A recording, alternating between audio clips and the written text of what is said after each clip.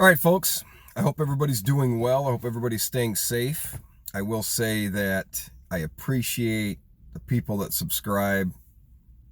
Up to 42 subscribers. Thank you very much. Thank you for sharing it with other people. And I do want to reflect upon the last week, basically. The Democratic convention, and just a little bit that I did see, the speeches. I find it fascinating that very little policy and a lot of people suffering from what is considered to be Trump deranged syndrome. And I really appreciate the quote unquote Republicans or never Trumpers that want to speak about the incompetency of the president or the policies that just aren't working. And then let's transition to this week and how proud I am to be a citizen in the greatest country, the greatest experiment, if you will, of self-governance. Not perfect at all. But to quote Bob Woodson and Walter Williams, this is not 1860.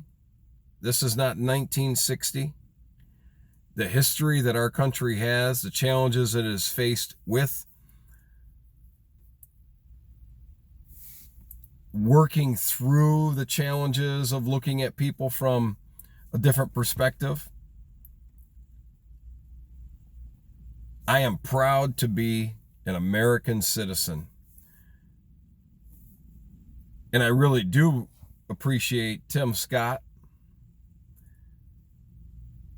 talking about the best years are ahead of us in this country.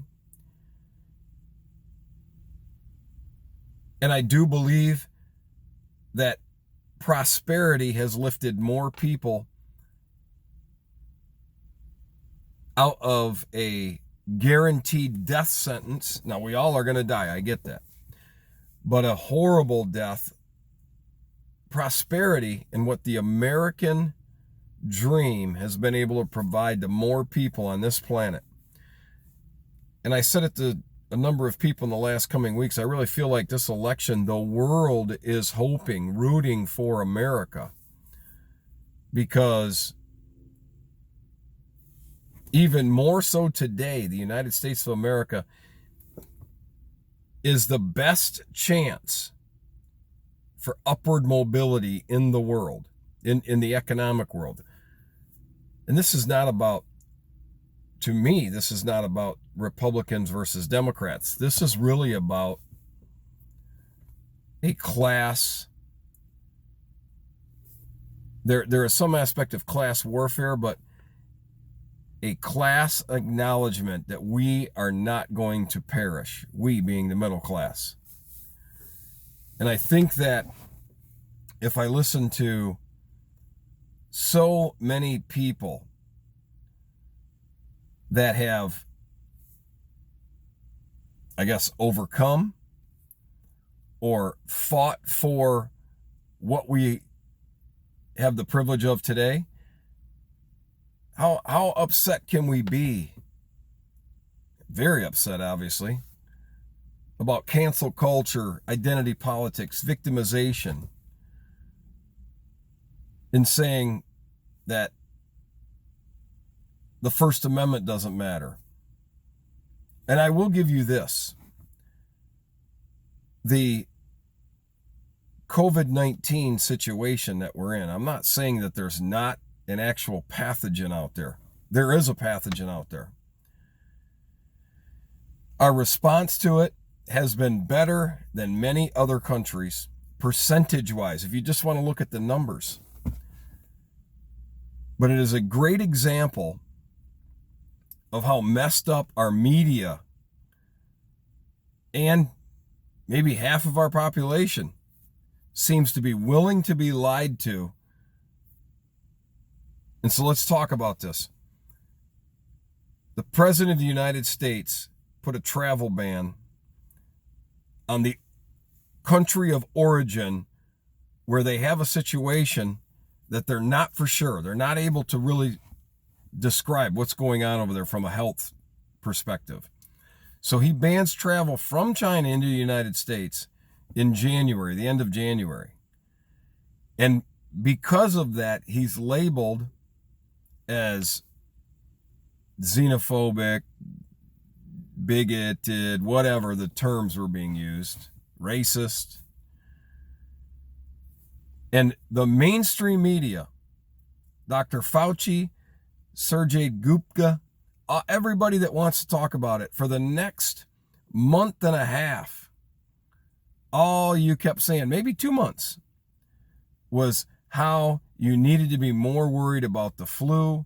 Don't worry about this. Even into the middle of March, the governor of New York and the mayor of New York City saying, Yakas, it's not even going to be that bad here. So you downplayed everything. And it just reminds me so much of the downplaying of the British petroleum oil spill in the Gulf of Mexico, when for weeks, and I don't think it was quite 2 months, but for weeks, in different interviews, then President Obama was asked, what are you going to do about this? Oh, we got people, the EPA says it's not a big deal, it's not a big deal. Until then it becomes a big deal, and then they want to use this as an example of we have to shut down all offshore drilling. We have to maintain our dependence upon foreign sources for energy. And when you look at COVID-19, it's very similar. We were told by so many people in the media that the president is overreacting, he's incompetent, and yet his actions seem to have saved a lot of lives. You flip the script, and then you start saying he didn't do enough. And even at the local levels, when I talk to people that are in politics, it just depends on your worldview and if you have an R or a D next to your name, for the most part, on whether or not you think the administration handled it correctly and whether or not you think that the data was correct. Dr. Fauci was in multiple interviews in January stating this was going to be one of the worst flu seasons on record, even greater than 2018. That was very highly probable. And 2018 killed 85,000 Americans. And now we're approaching 180,000 Americans being dead from, they say, just COVID-19. But they're not clarifying whether or not the pneumonia killed anybody, the flu killed anybody. And for the research that Charlie LaDuff has done, if you've not watched the No Bullshit News podcasts, I encourage you to. And Charlie LaDuff, and this was now maybe 10 days, 12 days ago, he was asked to find out, he looked into it, how many people in Michigan, all these new cases, and remember, we just needed to flatten the curve for health purposes, the health services purposes. But in Michigan, here we still living under this mandate. I'm in Oakland County right now. I have to wear a mask before I go into this building.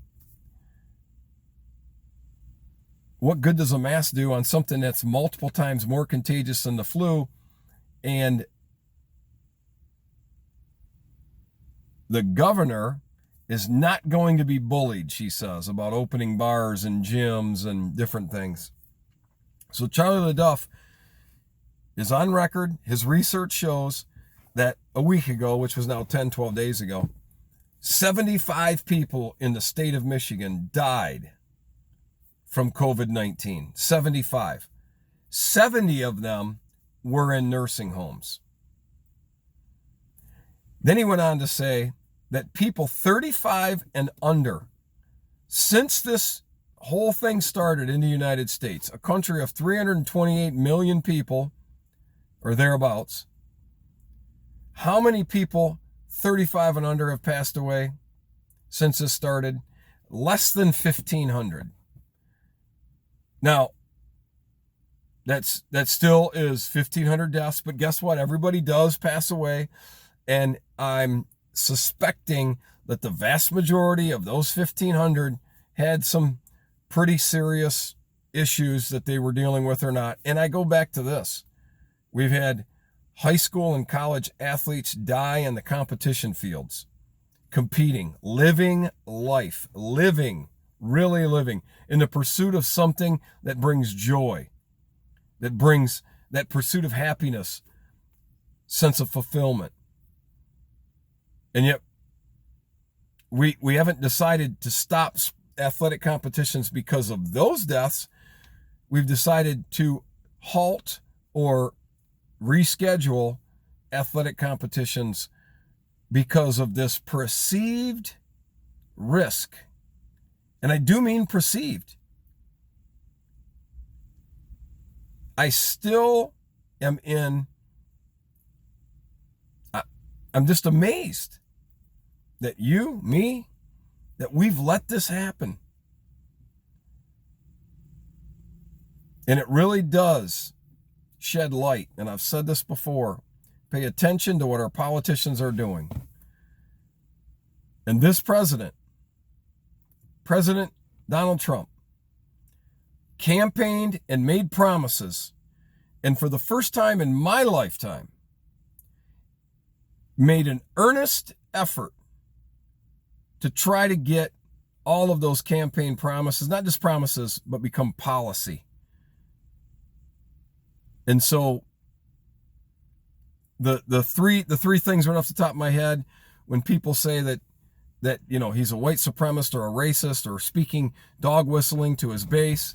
Okay, so that base is, he wrote a blank check to the historically black colleges and universities. That wasn't done for 8 years under Obama Biden.